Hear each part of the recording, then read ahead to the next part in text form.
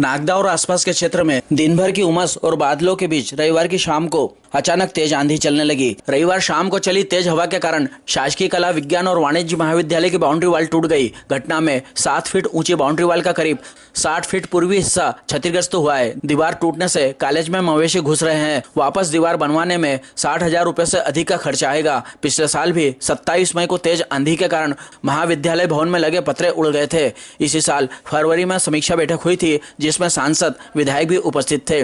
बैठक में महाविद्यालय के भवन की जर्जर हालत पर भी चर्चा हुई थी। नया भवन बनाने के लिए विधायक ने प्रस्ताव देने को कहा था। विधायक के निर्देश पर प्राचार्य डॉक्टर पीबी रेड्डी ने प्रस्ताव बनाकर लोक निर्माण विभाग को भेज दिया था, परंतु कुछ भी आगामी कार्रवाई नहीं हुई है। महाविद्यालय के लिए 1992 में भवन बना था। गुणवत्तापूर्ण कार्य नहीं होने के कारण छत टपकने लगी और प्लास्टर उखड़ने लगा। कॉलेज के अधिकतर कमरे टपक रहे हैं। शासन की निर्धारित अवधि से पहले ही भवन अनुपयोगी होने लगा है। गुणवत्तापूर्ण कार्य नहीं होने से महाविद्यालय को हर साल भवन की मरम्मत के लिए बड़ी राशि खर्च करना पड़ती है। जानकारी के अनुसार इसी साल करीब 5 लाख रुपए की राशि मरम्मत पर खर्च हुई है। कॉलेज के प्रशासनिक भवन की भी हालत खराब है।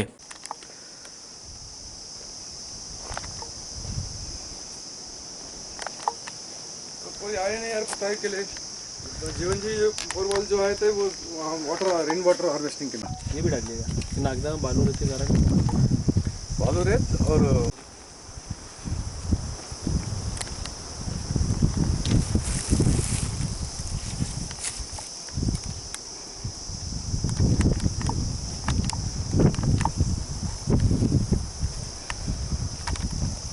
यदि मान लो बारिश हो जाए, ग्रीनरी आ जाए, ये दोनों के बीच में अच्छा रास्ता बनाकर सर ये तो कर देंगे ना।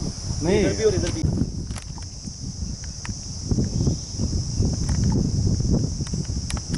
सर, आज आपके महाविद्यालय के ग्राउंड की जो दीवार है वो गिर गई है, क्या है कारण?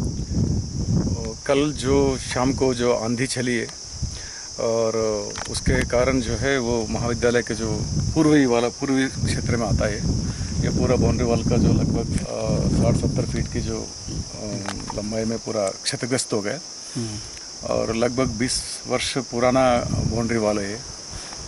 हो सकता है साइल मिट्टी के कारण या नहीं तो समय टेक्निकल रीजन के कारण ये क्वालिटी या जो भी है इस कारण से उसकी या उसका लाइफ भी ख़त्म हो गया होगा, ये भी हो सकता है। और पिछले वर्ष भी मई 28 तारीख को जहाँ पे महाकाल लोक में भी जो क्षतिग्रस्त हुआ, नागदा में भी बहुत आंधी चली, बहुत सारे बिजली के लोहे के खंभे भी झुक गए थे। उस साल भी हमको बहुत इस कॉलेज में बहुत सारे नुकसान हुआ। और गत वर्ष नहीं, कुछ महीनों के पहले माननीय विधायक डॉक्टर तेजवंत सिंह चौहान जी के द्वारा भी समीक्षा बैठक में इस बात को उन्होंने उल्लेख किया और इस महाविद्यालय के भवन को डिसमेंटल कर नया भवन बनाने के लिए प्रस्ताव भरने के लिए कहा गया था। हमने नया प्रस्ताव बनाकर पीडब्ल्यूडी को भी दे दिए थे, किंतु उनकी तरफ से अभी तक लिखित में कोई किसी प्रकार का हमारे पास कोई जवाब नहीं आया। किंतु ये सुनने में आए उसकी लाइफ और 10 साल हो रहे हैं, इसलिए उसको इस प्रकार का नहीं कर सकते करके ऐसा सुनने में आया। पहले से महाविद्यालय फंडिंग के कारण जूझ रहे हैं, कमी के कारण।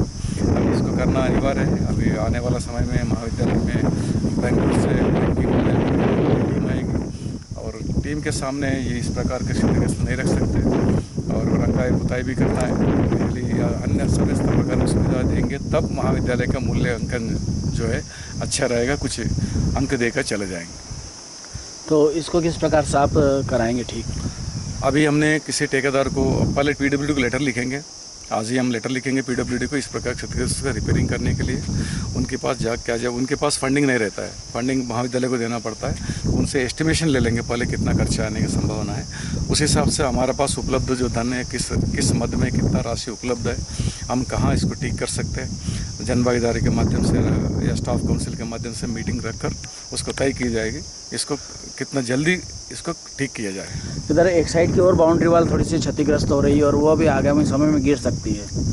तो ये सब बातें मैं पीडब्ल्यूडी को हम अवगत कराएंगे और ये सभी बातें जो है और पीडब्ल्यूडी के रखने के साथ साथ हमारा जनभागीदारी आगामी जो मीटिंग में हम रखकर और महाविद्यालय में क्या क्या कार्य की कमी है और क्या क्या कार्य किया जाना है और हमारे पास कितना फंडिंग उपलब्ध है, अभी उसके हिसाब से हम काम कराएंगे। कॉलेज में भी और कुछ तो समस्या होगी इसमें। हाँ है ना, कुछ समस्या तो है। जनरली छत टपकती है।